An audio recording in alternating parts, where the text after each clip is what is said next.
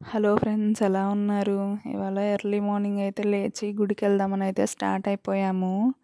Start అయిపోతే ఏమైందో మీరే చూడండి. గుడికెళ్ళే మధ్యలో ఏమైంది అంటే, ఇలాగే మధ్యలో కోతులు కనిపిస్తూ అట్లా ఉంటే ఎంజాయ్ చేసుకుంటూ బాగానే వెళ్ళాము. మధ్యలో ఒక 2 కిలోమీటర్స్ ఉంది అన్నప్పుడు బైక్ ట్రబుల్ ఇచ్చిందనమాట. ఇంకేం చేయలేక డాడీ వాళ్ళు బండిని బాగు చేయించడానికి వెళ్ళారు. మేమైతే గుడికి వచ్చాము కదా, ఇంకా పూజ చేసుకుందామని చెప్పేసి లోపలికి వెళ్ళిపోయాము. వెళ్ళి ఒక హాఫ్ అన్ అవర్ బయటే, లోపలికి వెళ్ళకుండానే ధ్వజస్తంభం అంటారు కదా, అక్కడ పూజ చేసుకున్నాము. తర్వాత లోపలికి వెళ్ళి దేవుణ్ణి దర్శించుకున్నాము. అదంతా అయిపోయింది. మనం ఇవాళ బుద్ధిమంతులం అయిపోయామన్నమాట చాలా రోజుల తర్వాత.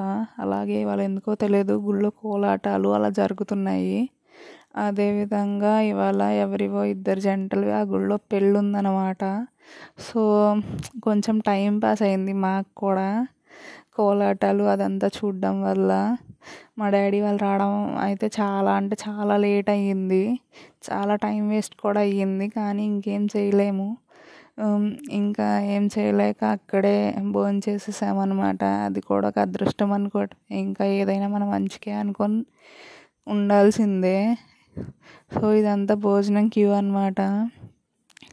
సో ఇలాంటి ఎక్స్పీరియన్స్ ఇంకా ఎవరైనా ఫేస్ చేశారా ఫ్రెండ్స్? నేనైతే ఫస్ట్ టైం.